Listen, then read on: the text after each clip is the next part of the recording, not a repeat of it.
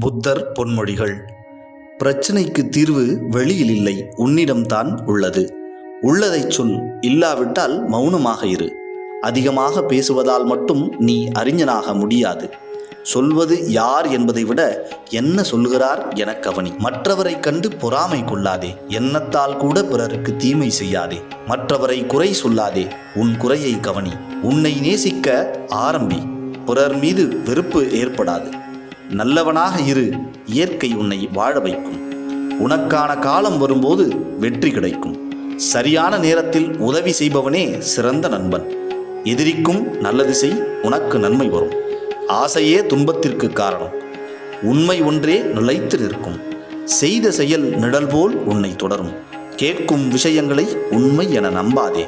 வாழ்க்கை என்றால் சுகம் துக்கம் இருக்கத்தான் செய்யும். அமைதியே உண்மையான ஆனந்தம்.